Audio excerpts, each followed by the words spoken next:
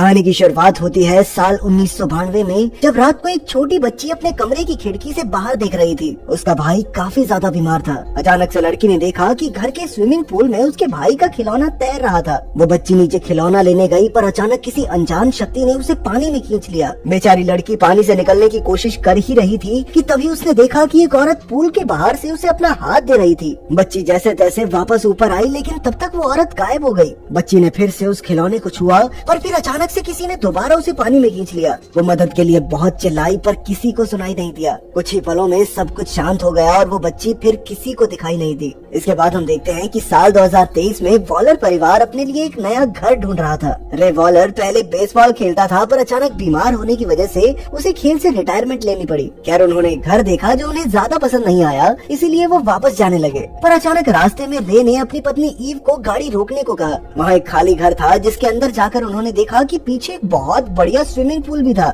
रे हमेशा से अपने घर के अंदर एक पूल चाहता था। अचानक उसे पानी में एक बेसबॉल दिखाई दी तो रे उसे उठाने के लिए झुका, पर तभी वो पानी में गिर गया। पानी के अंदर उसे वही समय दिखाई दिया जब वो बेसबॉल खेला करता था। तभी अचानक उसका बेटा एलियट उसे देखकर चिल्लाने लगा और जल्द ही ईव और उसकी बेटी इजी ने रे को पानी से बाहर निकाला। फिर ईव रे को लेकर हॉस्पिटल गई, जहाँ डॉक्टर ने उसे हर रोज योगा या स्विमिंग करने की सलाह दी ताकि वो जल्द से जल्द ठीक हो सके। जब वो वापस लौट रहे थे तो रे ने ईव से कहा कि वो वही स्विमिंग पूल वाला घर लेना चाहता है, क्योंकि डॉक्टर ने भी तो स्विमिंग करने को कहा है और फिर वो जल्दी ठीक हो जाएगा। ये सुनकर ईव भी काफी खुश हो गई, क्योंकि आखिरकार वो एक परमानेंट घर में जाने वाले थे। कुछ ही दिनों में वॉलर परिवार ने वही घर खरीद लिया और वहाँ रहने लगे। ईव ने एक नई नौकरी ले ली और इसी और एलियट अब स्कूल जाने लगे। फिर घर आकर पूरे परिवार ने मिलकर उस पूल को साफ किया। इसी ने अपने माँ बाप को बताया कि एक लड़के ने उसे स्कूल की स्विमिंग टीम में शामिल कर लिया है। ये सुनकर रे काफी खुश था। खैर, फिर रे ने नाली साफ करने के लिए हाथ डाला, पर अचानक उसके हाथ पर कट लग गया। उसने चिल्लाकर हाथ बाहर निकाला और बाकी सब दौड़कर उसके पास आ गए। तभी नाली से काला पानी निकलने लगा, इसीलिए उन्होंने मेंटेनेंस वालों को इसकी जांच करने के लिए बुलाया। उन्होंने रे को बताया कि असल में यहाँ एक कुदरती पूल था जो जमीन के नीचे से पानी लेता था। हो सकता है कि वहाँ गंदगी इकट्ठा हो गई हो, इसीलिए मेंटेनेंस वालों ने उसे साफ कर दिया। फिर रात को रे घर का सामान निकाल रहा था और ईव एक फॉर्म भर रही थी। इसके बाद ईव पूल में नहाने गई तो उसने देखा कि उनकी बिल्ली अजीब सा बर्ताव कर रही थी, पर ईव ने सोचा कि शायद वो नई जगह होने की वजह से ऐसा कर रही है। ईव स्विमिंग कर ही रही थी कि अचानक उसे पूल के किनारे एक आदमी खड़ा दिखाई दिया। उसे लगा कि शायद ये रे है, पर जब वो बाहर आई तो वहाँ उसे कोई नहीं दिखा। ये देखकर वो थोड़ा डर गई और तभी पूल की लाइट्स अपने आप जलने बुझने लगी। ईव तुरंत पानी से बाहर निकलकर घर में गई, जहाँ उसके बच्चे और पति सो रहे थे। अचानक रे की आँख खुली तो ईव ने उससे पूछा कि जब मैं पूल में थी तो क्या तुम बाहर आए थे, जिस पर रे ने साफ इनकार कर दिया। उधर उनकी बिल्ली पूल के पास घूम रही थी कि अचानक उसे शुरुआत वाला खिलौना दिखाई दिया। एक बार फिर से पूल की लाइट्स जलने बुझने लगी और अगले दिन बिल्ली किसी को नहीं मिली। वॉलर परिवार ने देखा कि बिल्ली का पट्टा पूल में तैर रहा था। उन्हें लगा कि बिल्ली पानी में गिरकर डर गई होगी, इसीलिए वो कहीं छुप गई है। फिर सब उसे ढूंढने लगे और रे ने अपने चोट वाले हाथ से पट्टा बाहर निकाला। बाद में जब उसने अपनी पट्टी निकाली तो उसने देखा कि उसका जख्म एकदम भर चुका था। फिर रात को ईव को डरावना सपना आया कि वो पूल में तैर रही है और फिर पूल को ढका जा रहा है। अचानक उसकी आँख खुल गई और उसने देखा कि रे पूल में तैर रहा था। फिर अगले दिन वो हॉस्पिटल गए तो डॉक्टर ने बताया कि रे बहुत तेजी से ठीक हो रहा है। तब रे और ईव को लगा कि शायद ये स्विम थेरेपी का कमाल है। उस दिन के बाद रे काफी खुश रहने लगा और वो हर रोज स्विमिंग भी करता। एक दिन एलियट ने अपने पिता को अपने साथ स्विमिंग के लिए बुलाया। उस वक्त रे काम कर रहा था तो उसने एक सिक्के पर हंसता चेहरा बनाया और एलियट से कहा कि वो काम खत्म करके पूल में ये सिक्का फेंकेगा, जिससे एलियट को पता चल जाएगा कि रे आ चुका है। ये सुनकर एलियट स्विमिंग पूल में अपने पिता का इंतजार करने लगा। अचानक उसने देखा कि पूल में वो सिक्का गिरा तो एलियट तुरंत ही ऊपर आ गया, पर उसने देखा कि उसके पिता तो वहाँ थे ही नहीं। फिर एलियट ने अपने गॉगल्स लगाए और पानी में सिक्के की तलाश करने लगा, पर जल्द ही बहुत सारे सिक्के पानी में गिरने लगे। तभी एक सिक्का नाली पर आ गिरा और एलियट को एक आवाज सुनाई दी। उसने देखा कि ऊपर से एक लड़की उसे देख रही थी। एलियट फिर से बाहर निकला था कि वो लड़की से बात कर सके, लेकिन इस बार भी हमेशा की तरह वहाँ कोई नहीं था। अब एलियट थोड़ा घबरा गया, पर उसने सोचा कि शायद उसकी बहन इजी उसे डराने की कोशिश कर रही है। एलियट फिर से स्विमिंग करने लगा और डाइविंग प्लेटफॉर्म के पास आ गया। उसे नीचे से महसूस हुआ कि प्लेटफॉर्म पर कोई खड़ा है, पर जब एलियट ने बाहर निकलकर देखा तो वो फिर से अकेला था। कुछ समय बाद उसे एक छेद से एक लड़की की आवाज सुनाई दी। उस लड़की ने अपना नाम रेबेका बताया और वो एलियट को अपना खिलौना दे रही थी। जैसे ही एलियट ने वो खिलौना लिया तो किसी ने जोर से उसका हाथ पकड़ लिया और उसे जबरदस्ती खींचने लगा। एलियट डर के मारे चिल्लाने लगा और जैसे तैसे अपना हाथ छुड़वा कर घर के अंदर आ गया। उसने अपनी माँ को इसके बारे में बताया, पर जब ईव ने बाहर जाकर देखा तो उसे ऐसा कुछ भी दिखाई नहीं दिया। बाद में ईव ने रे से बात की, पर रे को लग रहा था कि एलियट ऐसे ही मस्ती कर रहा होगा।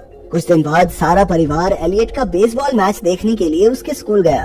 बेसबॉल देखकर रे को पुराने दिन याद आ गए और उसने एक बॉल खेलने की कोशिश की, पर अपनी बीमारी के कारण वो घूमकर नीचे गिर गया। इसके बाद उसने दोबारा कोशिश की और इतना जबरदस्त शॉट लगाया कि सब दंग रह गए। रे को इस तरह खेलता देख ईव और इजी भी हैरान थे। खैर रात को ईव और रे बच्चों को घर में कुछ देर अकेला छोड़कर चले गए। तब इजी ने अपने स्विमिंग पार्टनर रोनन को घर बुलाया। रोनन ने इजी को आंखें बंद करके उसे पूल में ढूंढकर दिखाने की चुनौती दी। इजी मान गई, पर अचानक किसी ने उसका पैर खींच लिया। उसने आंखें खोली तो पता चला कि वो पूल में काफी दूर आ चुकी थी। वो डर के मारे तुरंत पूल से बाहर आ गई, पर जब रोनन ने उसे बताया कि उसने इजी का पैर नहीं खींचा तो इस बात से इजी काफी घबरा गई। रोनन ने उसे शांत करते हुए कहा कि शायद तुम्हारा पैर मुड़ गया होगा। फिर बाद में एलियट ने इजी से पूछा कि क्या उसने पूल में कुछ देखा, पर इजी नहीं चाहती थी कि एलियट के मन में डर बैठ जाए, इसीलिए उसने एलियट को कुछ नहीं बताया। पर एलियट ने बताया कि हो सकता है पूल उनकी मदद करने के साथ साथ उन्हें डरा भी रहा हो। इसके बाद उन्होंने घर में एक पूल पार्टी रखी और एलियट ने कैमरा लगाकर वहाँ हो रही हर चीज को रिकॉर्ड किया। वहीं ईव को भी शक था कि रे इतनी जल्दी ठीक कैसे हो रहा है, इसीलिए उसने घर की पिछली मालकिन से पूल के बारे में पूछा। उसने ईव को बताया कि कई साल पहले इस पूल में एक लड़की डूबकर मर गई थी और तब से यहाँ रहने वालों को काफी मुश्किलें आती हैं। ईव ने पूछा कि क्या उस लड़की का नाम रेबेका था। हाँ, उस औरत ने जवाब दिया। उसी वक्त रे बाहर बच्चों के साथ पूल में खेल रहा था कि अचानक नाली से काला पानी निकलकर सीधा उसके मुंह में घुस गया। इससे मानो रे के ऊपर काला जादू सा हो गया और वो बच्चों को पानी में डुबोकर मारने की कोशिश करने लगा। खुशकिस्मती से एलियट ने उसे देख लिया और तुरंत अपनी माँ को आवाज लगाई। उस बच्चे के माँ बाप भी काफी गुस्से में थे, पर फिर भी उन्होंने बात जाने दी। इस घटना के बाद रे की तबीयत बुरी तरह बिगड़ गई और उसके मुंह से काला पानी बहने लगा। इसके बाद ईव ने थोड़ी छानबीन की तो पता चला कि इस घर में अब तक कई लोग लापता हो चुके हैं। आखिरकार वो रेबेका की माँ काय तक पहुँच ही गयी और उसने पूछा कि असल में रेबेका के साथ हुआ क्या था। काय ने उसे बताया कि इस कुदरती पूल में लोगों की बीमारियां ठीक करने की शक्ति है, पर इसके बदले में ये पूल किसी की कुर्बानी भी मांगता है। और तब ये खुलासा हुआ कि काय ने अपने बेटे की लाइलाज बीमारी ठीक करने के लिए पूल में अपनी बेटी रेबेका की कुर्बानी दे दी थी। तभी अचानक काय जोर जोर से खांसने लगी और पास के फवारे में काला पानी बहने लगा। वहीं दूसरी ओर रे घर में नहा रहा था कि अचानक उसके शरीर में काली नाड़ियां बाहर आने लगी। वहीं एलियट को बिल्ली की आवाज सुनाई दी और वो पूल के पास पहुंचा। अचानक वो पूल पे गिर गया और उसका कवर अपने आप बंद होने लगा। तभी इजी ने कवर रोकने की कोशिश की, पर कोई फायदा नहीं हुआ। जल्द ही ईव वापस आ गई और वो एलियट को ढूंढने पूल में घुसी। उसे अपने सामने बहुत गहरा अंधेरा दिखाई दे रहा था, इसीलिए उसने खुद को रस्सी से बांधा और अंधेरे से एलियट को खींचने लगी। पर आज तक जितने भी लोगों की कुर्बानी दी गई थी वो दूसरी ओर से एलियट को खींच रहे थे। ईव ने जैसे तैसे एलियट को छुड़ाया और वो ऊपर आने लगी, पर उसे कहीं भी रास्ता दिखाई ही नहीं दे रहा था।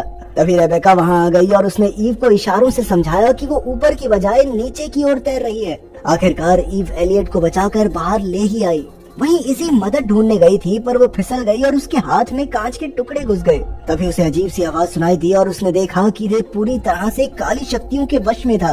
रे इसी को पकड़कर उसकी कुर्बानी देना चाहता था, पर इजी भाग निकली। फिर रे ने ईव पर हमला कर दिया, पर अचानक पीछे से इजी ने उसे बैट से मारा। तभी ईव ने उसे जैसे तैसे शांत किया। अब वो चारों इस घर से भागने वाले थे कि रे ने देखा कि पूल काले पानी से भर रहा था। वो समझ गया कि किसी न किसी की कुर्बानी देनी होगी, वरना पूल के भूत उन्हें हमेशा सताते रहेंगे। आखिरकार रे ने खुद पानी में समाकर अपनी कुर्बानी दी और इस हादसे के बाद भी ईव और बच्चे इसी घर में रह गए ताकि कोई और इस पूल का शिकार न बन सके। साथ ही उन्होंने इस पूल को पूरी तरह रेत से भरवा दिया।